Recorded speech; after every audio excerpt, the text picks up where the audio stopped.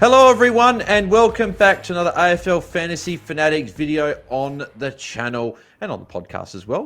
We've got another special sort of video here. We've been doing this for a couple of weeks. We're getting some special guests talking about sort of an aspect of fantasy as we approach the preseason. We're near the end of January. We're about to go into February, which means that we got some practice games coming up in a few weeks' time. So yeah, I think we're all frothing for it to get started, and I'm keen for it as well. So I'm your host, Bales, and you can find me at BAILSDT across the socials. And joining me, he joined us on the podcast earlier in the preseason. He's been on a few times now as well. He came second overall last season and coach of Pom United. It is Tom, mate. Tom, how are you? Hi, Bales. Thanks for having me back on. Always good to have a chat about fantasy, and as we're getting closer and closer to the magical first bounce of round one. Exactly. And I thought it'd be good to get you on because obviously we got you on for your team reveal. I think it was our second pod for the year. So if you guys haven't checked that out, make sure you do. But there's been a lot of drama and a lot of injuries and stuff have actually happened. Unfortunately, especially last couple of days, but last couple of weeks where a few people have gone down for the season, a few people are out for extended periods, not selecting them. So yeah, going to be interesting with a few of that. But I thought we'd be touching on today with some early season strategy and some sort of tips to picking a starting squad, because obviously you started really well last year and you kept it right through, and still second overall is, I haven't even got close. I'd love to get in the top 100 at least, let alone second or first. So sort of just thought we'd touch briefly on 2024, but mostly focus on 2025, obviously, because that's what we're all gearing up for. But going back last year, Tom, 2024, obviously you had a really good squad. So what sort of philosophies and sort of strategies were you employing with your starting squad heading into that first part of the season where, as you spoke about with Holmes on the Holmes Files, is all about finding that value and having less rookies on? So talk to us a little bit about that. Yeah, so basically my philosophy is basically taking the best bits, or what I feel like is the best bits from the people who have done really, really well in the last 5-10 years, like Selby from Moreira's Magic, DT Lemon, are both preach value is king, trying to get that team value as high as possible, as quick as possible, so you can get your rookies off the ground, and that's why you can make your big jumps when you've not got rookie scores and the rest of the competition does. So I was really focusing on trying to get value in every single player, from 1 to 30, and every one of those players showing value.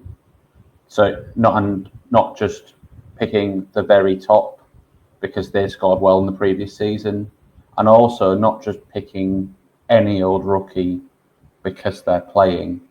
Because if they're not going to score well for you, they're also not going to make cash either. So going about that, trying to get that team value rolling as quick as possible, and hopefully the points go along the way. Yeah, exactly. What was your round rank after round one, and then when did you hit top 100? I was about ranked 10,000-ish after round one, and then after round 5, I think round 5, I had a round rank of about I think it was 69, which was very nice indeed. And I think that got me up around 100-ish after round 5, and then I kind of slowly flip-flopped in and out up until just before the buys. I think I was 4th going into the buys.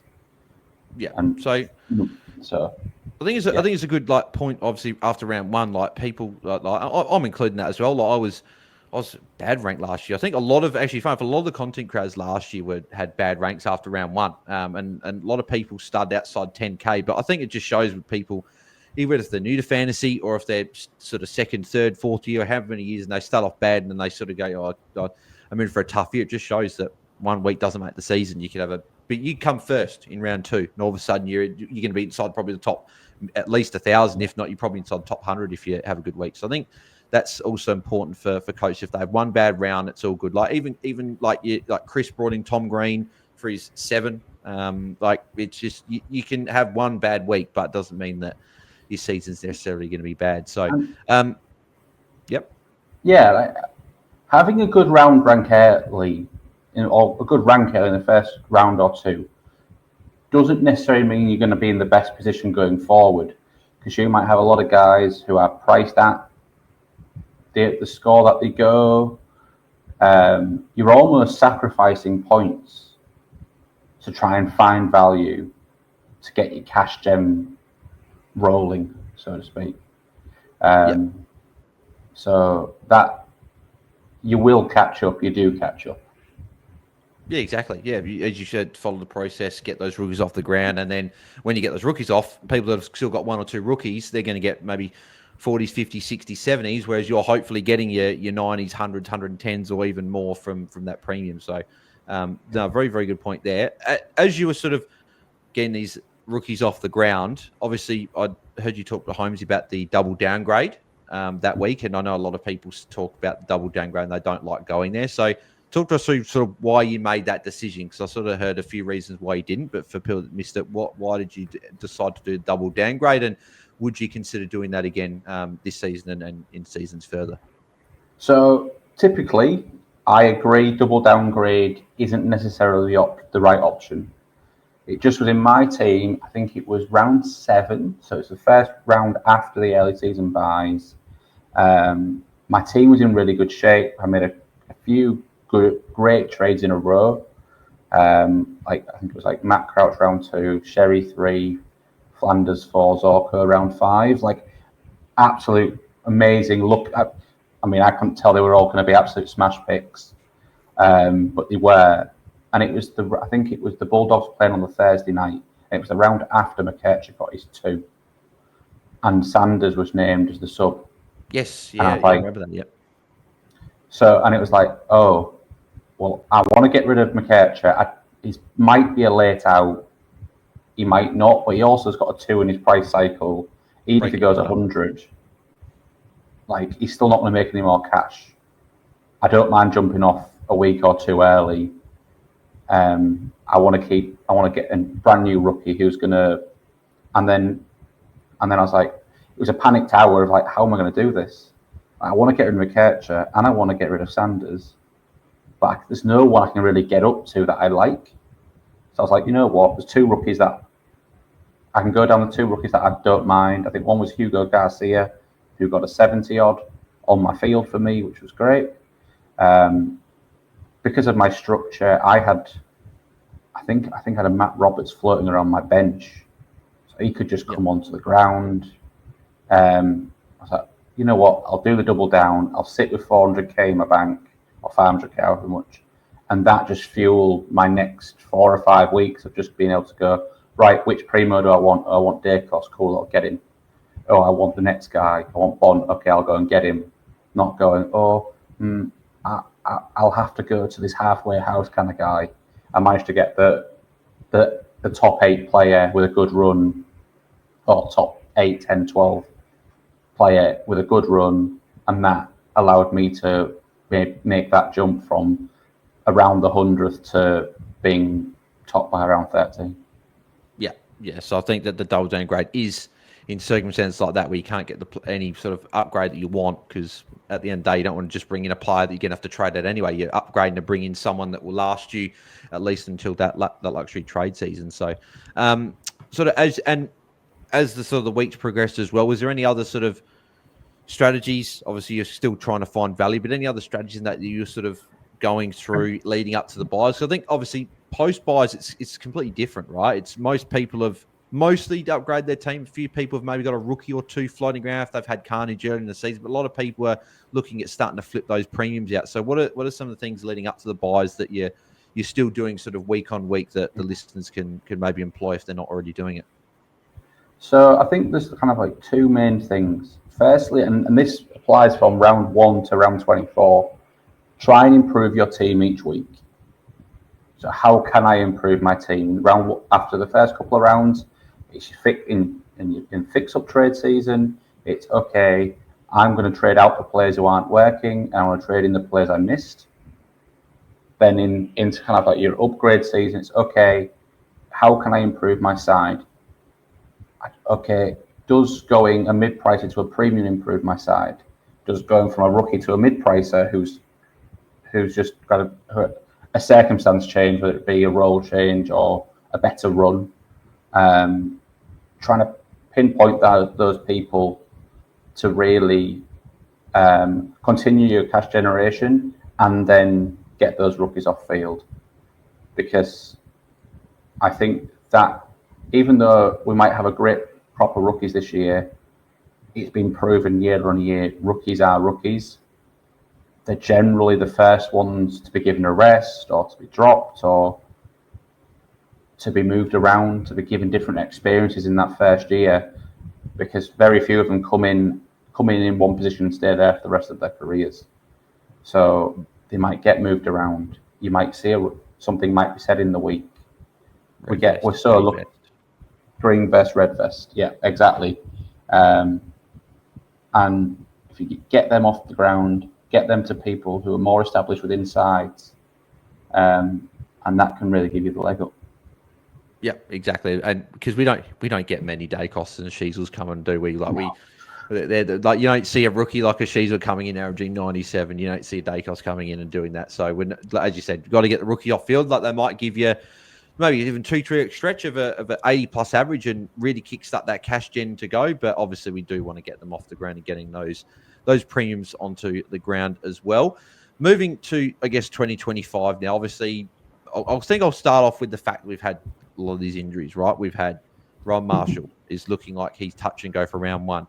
Mateus Philippou's out for 3+ months. Nick Newman ruled out for the season.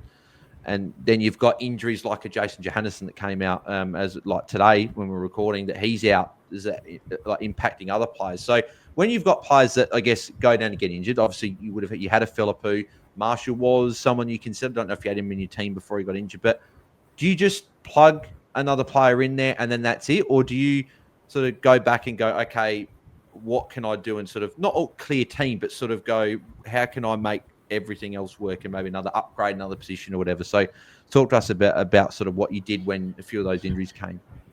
So I basically have a skeleton team that kind of sits there of maybe 12 to 18 players out of the 30. I think it's very important to think of the 30 players when you're building your side, not just the 22 on field. Because, and I completely agree, rookies do define your structure, but rookies who score define your structure. So there's no point in having a key forward rookie for Richmond who's going to see the ball three inside 50s a quarter, because the ball's just never going to get there and they're going to score you 20s and not make any cash. So I kind of have that rough structure of 12 to 18, but then if one of those goes down, you've got to take everyone else out. So it might be that, there's no other mid-price defenders that I want to replace Giddy Coleman, for example. He was another one, yes. We could have mentioned him, touch and go. But a bit positive touch today. I've seen that. But yes, obviously, people probably locked him in thinking he's going to play. But when we got the news that he is very touch and go and wasn't likely at that stage to play round one and whatever, but now it's looking like you've sort of got to put cash elsewhere. You can't just, there's probably not many other sort of other options to put in at his price. Exactly. So you've got to take him out, but you can't just take one player out and just go, I've only got 600k to pay. Who's the best player at 600k? Well, no. It could be you might have to plug in a premium in that spot and then get the cash from somewhere else. So you might have an extra rookie in the midfield, or take one of your premium midfielders down to a mid-pricer, for example. So I think and realistically, we're going to watch the games in round 0 and things are going to change. So if you're selling yourself on a side, what's the 29th of January today, if you're getting attached to any one player now, then I would say that's not the way to go. Everyone in the side is very much on the chopping block until we have all the data we can possibly get. Probably an hour from teams to Carlton Richmond on that Thursday night. I would have a team in just in case the app crashes or the website crashes, but that's going to be the big that's going to be the big hour when we have all the information to make all the decisions we need to make. Yeah, particularly from that Sunday at about 8 o'clock, 7 o'clock, whenever that is. Obviously, we'll be recording that pod after opening round. When that's finished, from that Sunday night through to Thursday, the 4 nights, it's going to be so crammed. Like, you're going to have to scram all the information and everything, and then you got to try and cram it all in to make decisions. Because like we saw last year, that like maybe whether they're in your team or not, you would have to make a decision. We saw Gorn, poor score. Do you take him out or do you keep him in?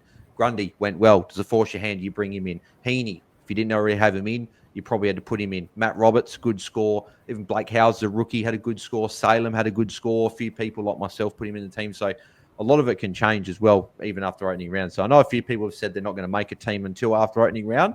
And I can probably see why, because there's a lot does change between now and then. So we'd obviously defense and so yep, you go before. One thing I will say on that is you're not going to get everything right.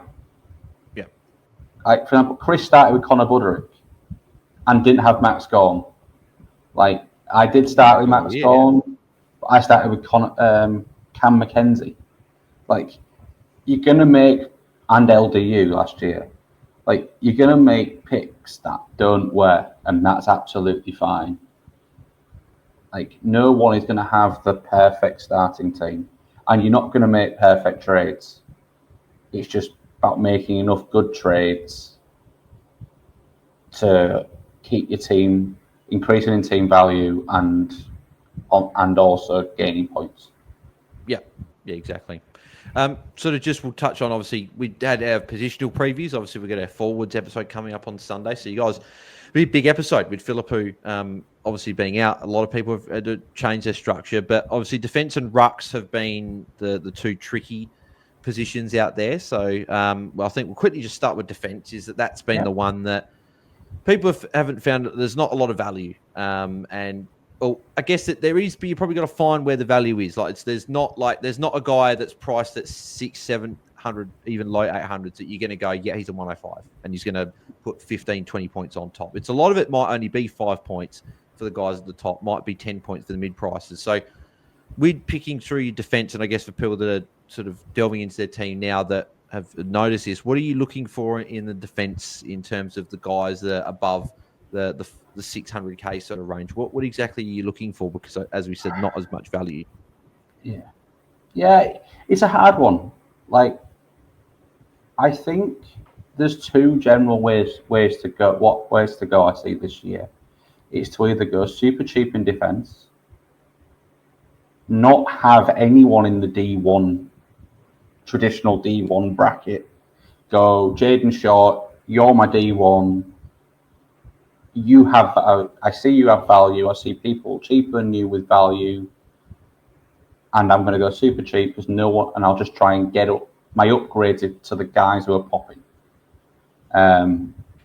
Or like listening to the Ball Boys, their team reveals, Mitch and Luke, they're real heavy in the defense with with your Sheezels and your Sinclairs and your Bailey Dales and these kind of guys who. I don't see the upside. I'm quite cold on Sheezel this year.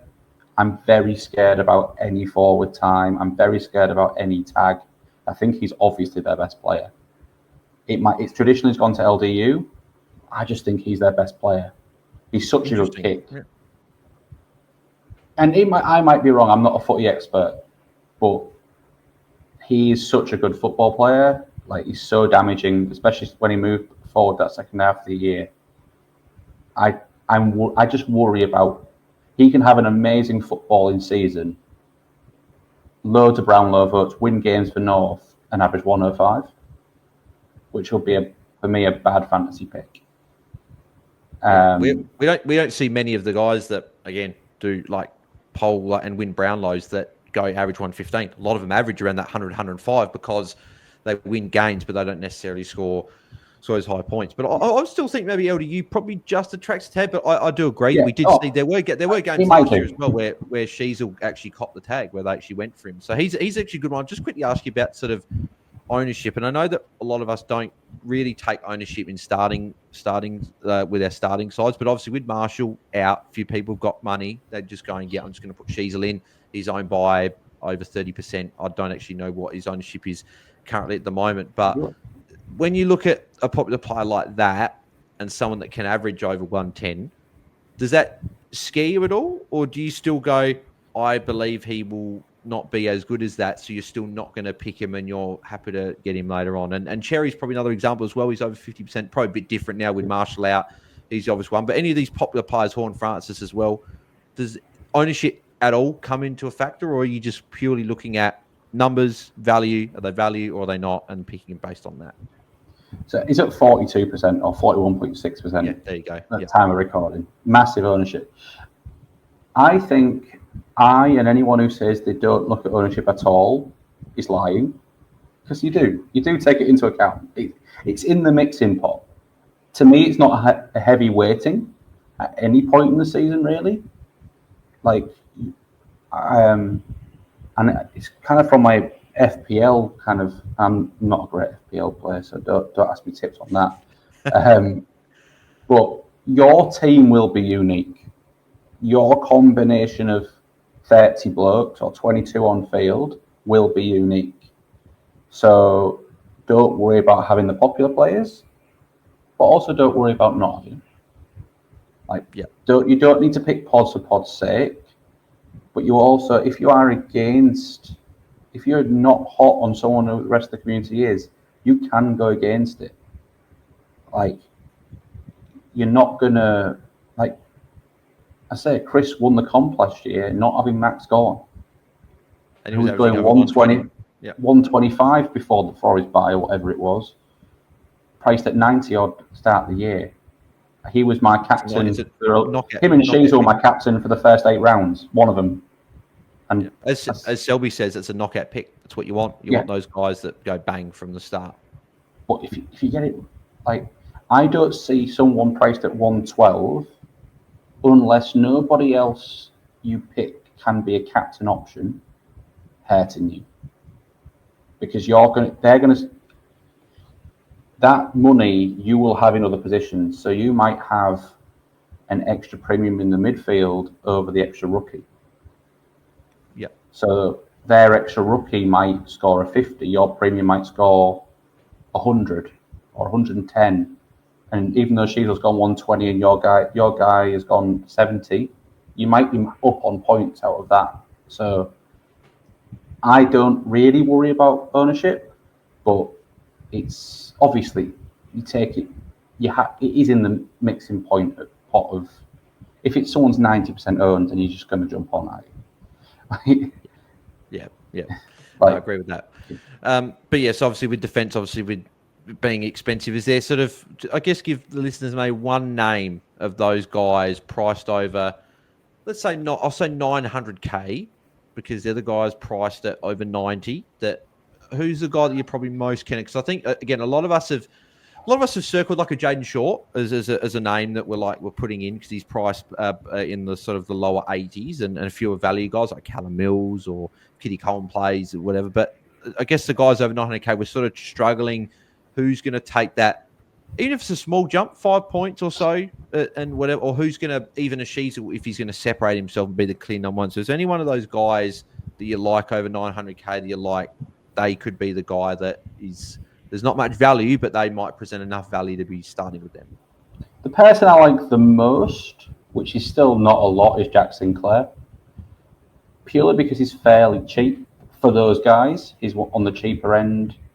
He's priced at just over 100. And did he play a lot of games at Marvel to start the year? Which he scored really well at the end of the year when they had a lot of games at Marvel, and their fixture seems to have switched this year. So they're starting with a lot of games at Marvel and finishing with a lot of games away. Yeah. So I see that as someone who could possibly start the season with a 105, 107.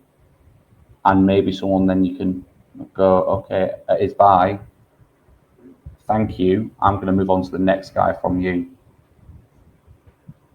When you see things maybe starting to change or a different role. The other thing is, I think he's quite safe in the fact that he scores very similar between defence and the midfield. And as a result, because he can't really get thrown, when he gets thrown around, and he still scores. I think he's quite safe. The one drawback of me, I would never put a C or a VC on him, unless he's literally playing the best defensive matchup on a Thursday night. And probably a VC, I'll take a VC as is nowhere near a C. So I think he's in my team at the minute. Spoilers, no spoilers. Yeah.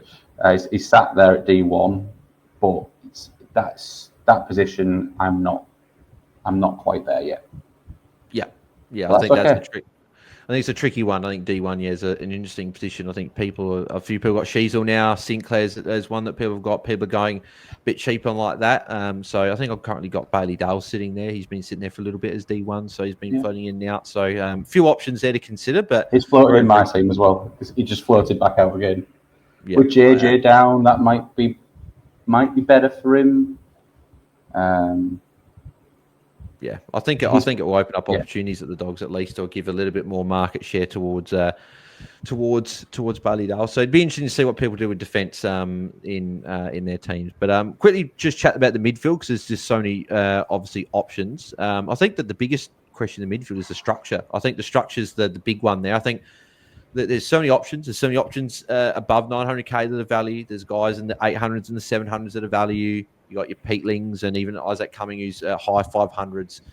And then there's so many rookies. And I think that the struggle that people are finding is how many premiums and mid-price do you put in, and then how many rookies do you have in your midfield? Because I've seen people go as heavy as 4 rookies because there's just so many. But I've seen a few people. I think the common one is 3. That's what a lot of people have said on. But I've played around with 2. I've heard some people even go with 1, which I think probably too deep in the midfield with the amount of rookies we got. So what are you currently looking at in terms of the structure of the midfield? Because it is, I think, an interesting topic. So I currently have 2 premiums, 4 mid prices, 2 rookies. I am getting colder on some of the premiums. So some of my money is bleeding out of my midfield. Andy Brayshaw's probably as locked as anyone in my team at the minute. He's got a very good run, captain option.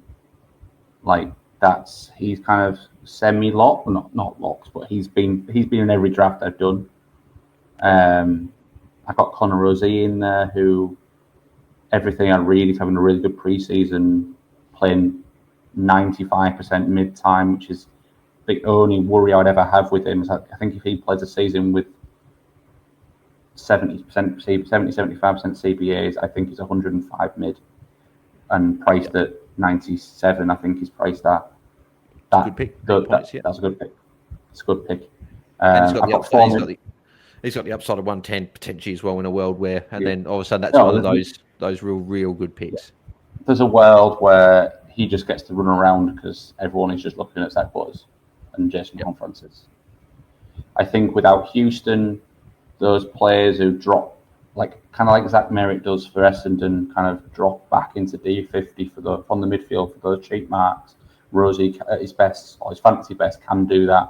And with no Dan Houston there, I think that, and with no Kane Farrell, the minute he's injured as well. Yeah, I think he's another one touch and go. There's a lot of players touch and go for round 1, and Kane Farrell's another one. He was in my team and he's now out. He was in my team. He's not there anymore. So there's points floating around in that port side, and they've got to go somewhere. But the mid prices in the midfield is where I think I did a lot of my good work last year. I think if you can nail the right ones there, that's where you separate yourself from the pack. Yeah, I think that's where, if you can get those 2, 3, 4, 5 guys who score like premiums but are priced like mid prices, that's where you do a lot of your score separation from the pack. And I think that's where your Olivers and Dohertys, whether they're going to score like premiums or not, but we know they've got the upside, but they're priced in the mid prices. We're not banking on them natural progression like Will Ashcroft, for example. A lot of people are banking on that natural progression for him to touch the game, whereas Oliver and Doherty have done it before, but their price is mid prices. So that's probably what you're probably talking about as well. Yeah, and that's kind of where if I go one less rookie on the field, can I use that coin? Can I skimp everywhere else, get one less rookie, and that's where I instead of a rookie score, I'm going to have hopefully a premium score, and I'm going to get a premium like score, and that's where I'm going to get my edge on the competition. can I pick those guys? And last year I was lucky enough to be able to pick those guys. So yeah, that's what I tend to go one rookie less than the norm, I would say. Yeah. The one question I want to ask you as well about the midfield. I know Mitch talked about this on the team review, and that's a really good video, by the way. I like that video. Him and Luke go into a lot of detail. So guys, check it out. Make sure you guys do. And so it's a new Patreon. They've got a new Patreon up and running. So make sure you guys sign up to that and go subscribe to the boys doing great work over there. But Mitch is talking about, and I've played with the structure not like that. I've played with it going premium, then going like, say, an Oliver, and then going like maybe Peatling coming and then 3 rookies, right? But I've also played a lot of structures where I've got a Chera, or I've got a Will Day, or I've got a Cornelio, or something like that. Do you think it's important for people to have one of those 700-ish K mids for that, as Luke says, that pivotability to be able to move to the one that's popping? Because I guess if you don't have one of them, you've got to try and upgrade to get to them, or you've got to downgrade a premium. So do you think you like having one of those mids that is the guy that you can either start and go great, or if it doesn't work, you can pivot? Because last year we had a Crouch, Wines, Nick Martin, Max Holmes, guys like that. Or if you had a John Newcombe or Amon that didn't work, you could pivot to someone else. So do you think it's important to have one of those mids in your midfield? I've got 4 of them. So I'm very much on the yes train. Yes. I think that, and I might be square pegs in round holes because this worked for me last year. It might not work going forward, but I could just make the trade round 2.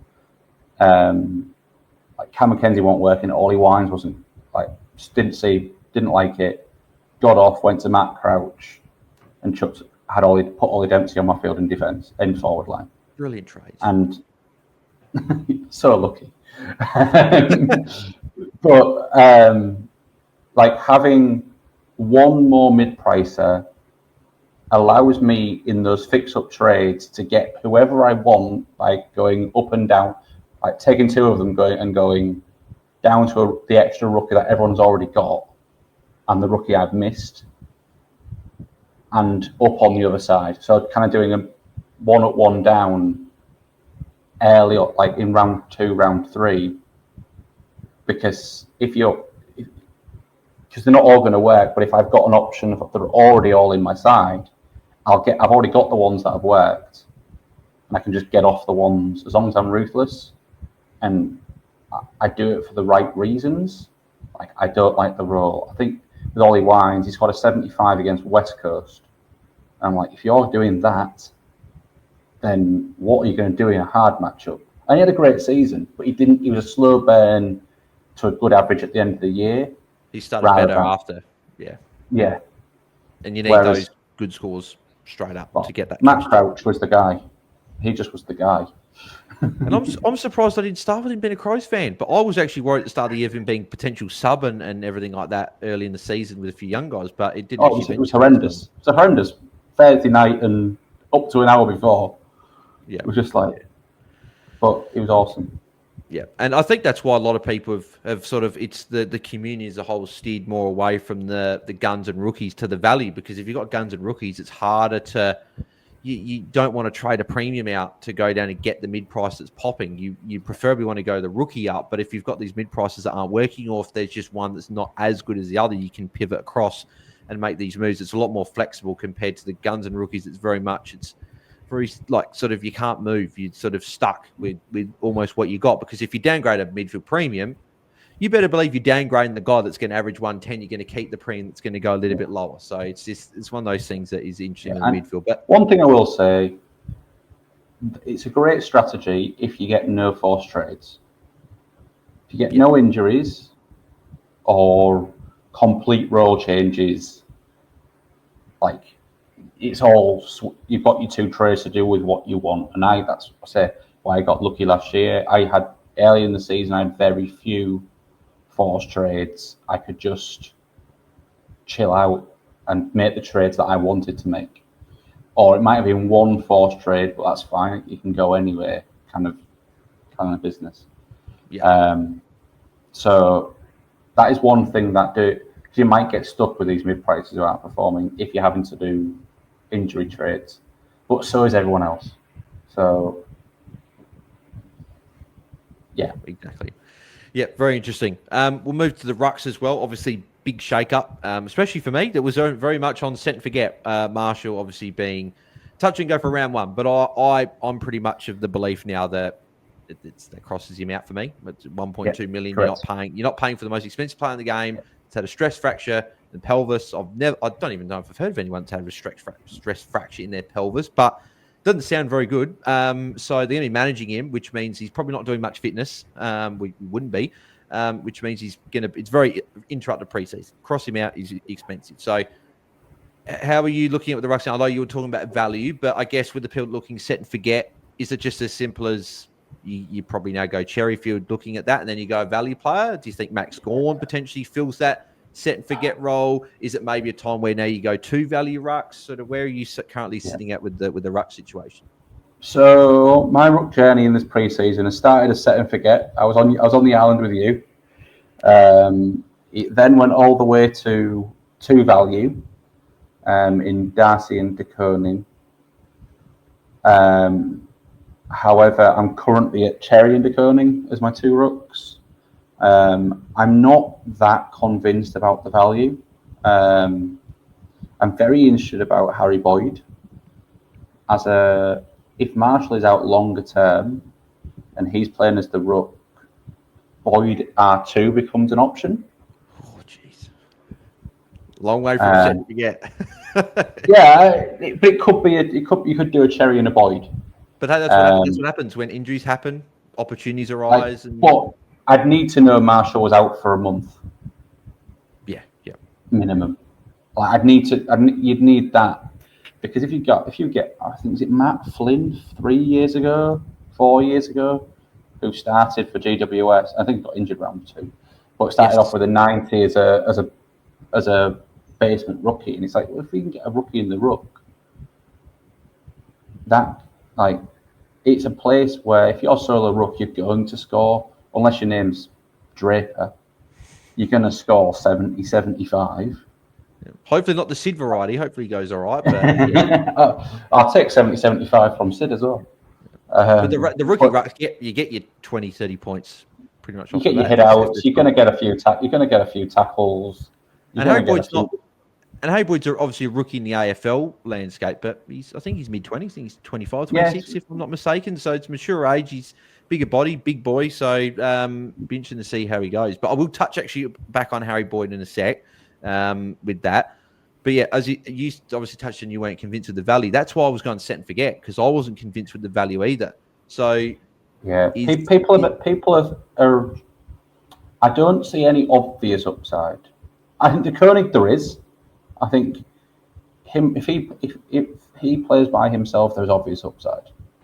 Yeah, Pitney's there. Yeah, and but I've got a feeling a lot of people are going to be on the TDK train come round 1, especially if he's by himself named. So I don't think it's that much of a risk. Yeah, you go with the crowd. Yeah, so that risk is mitigated. Yeah. Going back to that ownership, like if you've got a risky player that everyone's on, I think that is a comfort. But I don't see much in someone like Sweet. I do like Darcy, but he's just gone to the Middle East.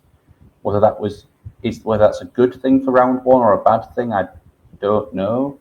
Hopefully, we get to see him in some practice games and stuff, and we get to actually see it. I do like Sorry. No, you can. No, I do like the cheaper rooks.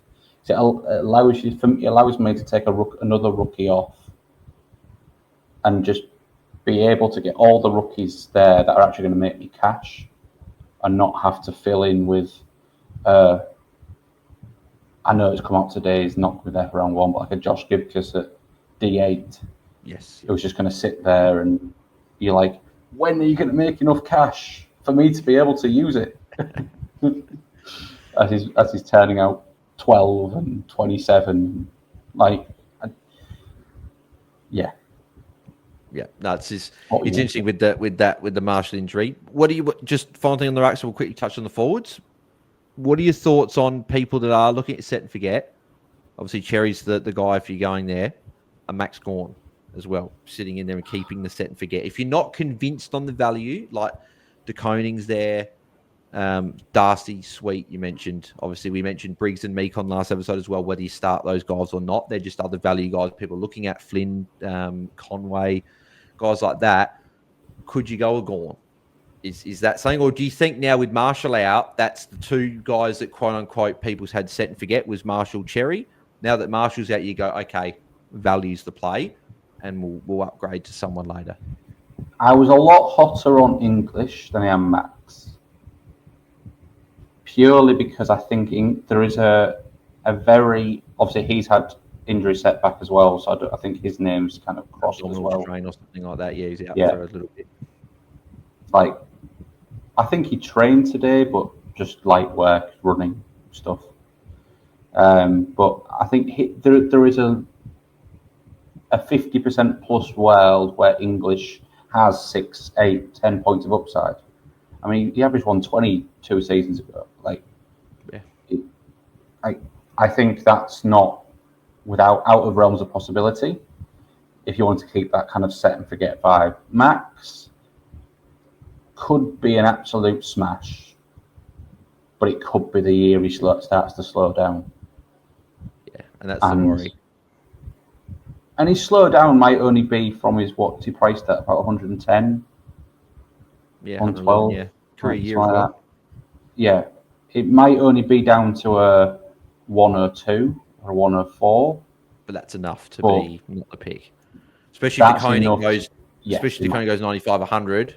It's closed that gap, and you could have saved yourself. And one of those draft rooks who all could average anywhere from 85 to 105. If they hit the 105 end, and you're going backwards with your cash, and they're the people who jumped on and going up with yours, that as soon as you're that 200, 300, 400k behind, and the points, it's kind of not game over, but it becomes tough. Yeah, get a good finish. I think MJ made a good point on the 50 Most Relevant Coach panel episode when they were talking about Gorn, and they were saying that, and Minimum was on the episode as well, where you maybe don't start him, but round 4, round 5, when he has like the Geelong matchup, and he's got Richmond West Coast around 7, 8, maybe that's when you jump on him. Maybe if the Koning's made enough cash, or if Pitney comes in or whatever, maybe you make that move later, but maybe not necessarily start Gorn in your starting squad. So I like that. Forwards as well, but also touches into the last point in the rucks as well. Mitch was the first one I've seen that's actually raised this. Boyd R3, Max Heath in utility, or another red dot ruck in utility. Do you think that the red dot, and again, a lot of people that are playing fantasy first time or sort of new to it last year and whatever, have come to with the red dot strategy, whereas a lot of us have grown up with the sort of, you want 30 green dots. If Boyd plays and is that guy, are you wanting 30 green dots, having 30 guys making cash, and you'll just put a captaincy or someone, or do you still like the points upside of getting 2 cracks at it and then having a red dot potentially in utility? What are you thinking with that?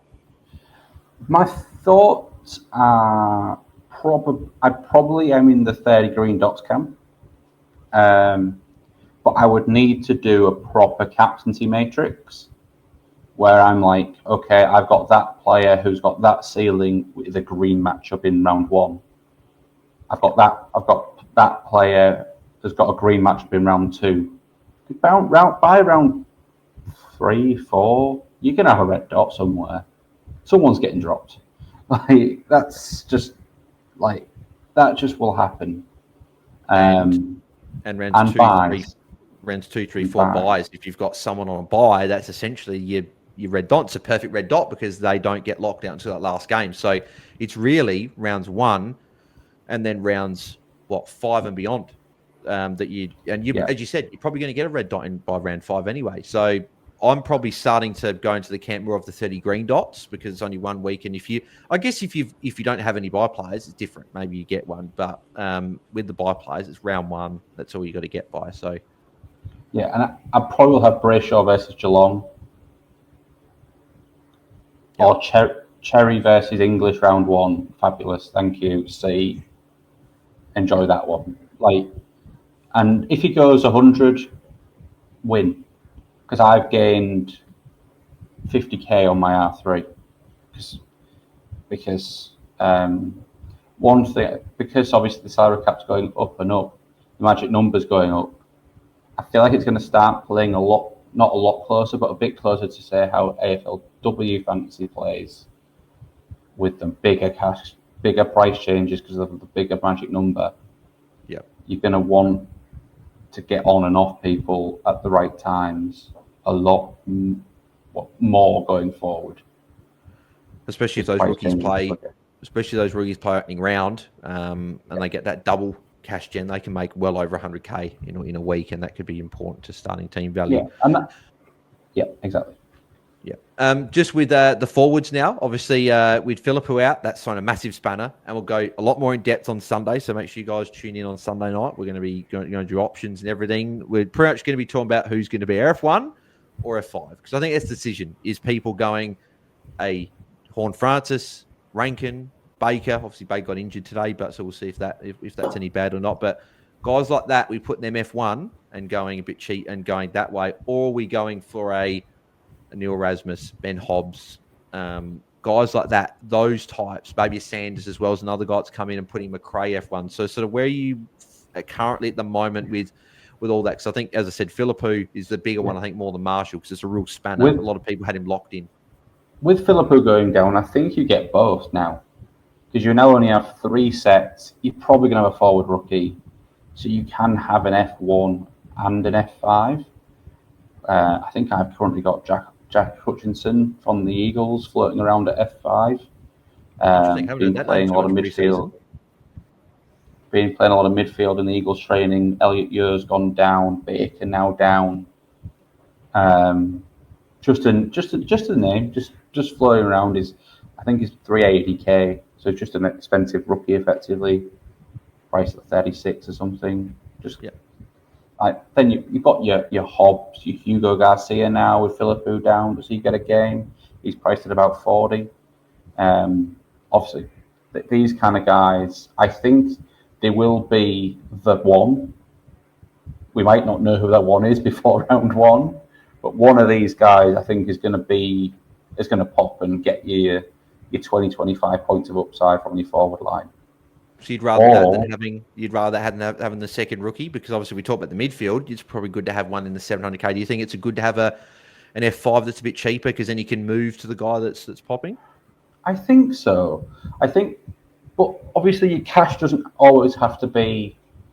You might get rid of someone. You might do I've missed a midfield rookie. I'm going to get rid of Will Day, who's had a shocking start, and chuck that money into my forward line because Adam Trelaw's down, so Matt Kennedy's playing full-time mid, so we need him in.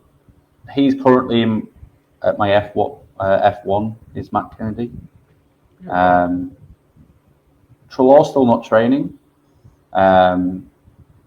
He's not trained properly all pre-season, so I think there's a spot there, and he's going across to play midfield.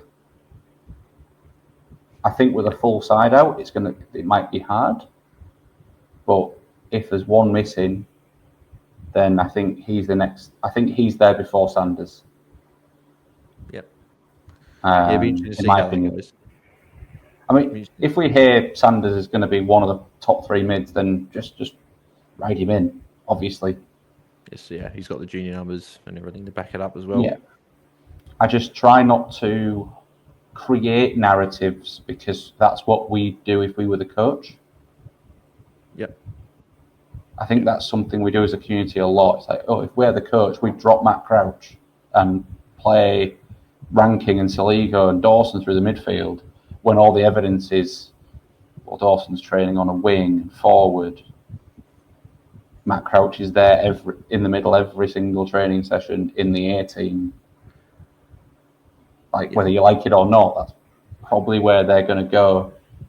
And that's an important thing to do, especially in the preseason, to get a good starting squad. It doesn't have to be an amazing starting squad. Just you can't win it before round 1, but if you take too many risks, you can lose it.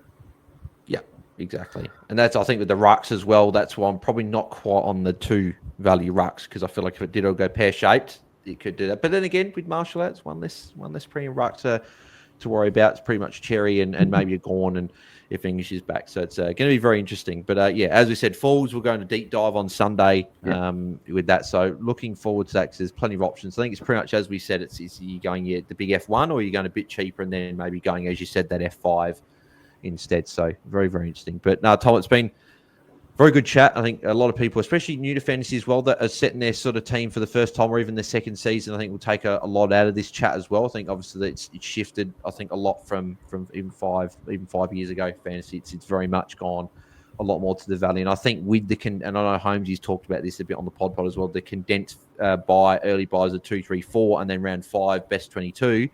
Maybe the more value is definitely the play because you might have 2 new rookies and get found out come round 5. So it's going to be very, very interesting, Tom, heading into 2025. Yeah, it's going to be a really, really exciting year. I'm very much enjoying the diversity of teams that I'm seeing. It's not just 30 from 35 players. It's a whole massive, large 60, 70 players are across people's sides, which only make the competition better. Yeah, I think that's why we're all frothing. We want to get these players locked in. We want to get it all sorted. But as the saying is in the community, we're all right. None of us are wrong yet. We're all right because we haven't. No games have started. So it'll be soon. That time will come where I'll be wrong or someone else will be wrong. So yeah, hopefully I'm not wrong. Hopefully I get a hat or even a highlight. That'd be nice. So, but anyway, Tom, mate, very much enjoyed you coming on for a chat, mate. Where can the people find you across the socials and anything else sort of planned throughout the pre-season? What are you going to be doing heading up to the 2025 starting in less than 50 days now? Yeah, it's getting close. You can find me on X at Tom_Hales_.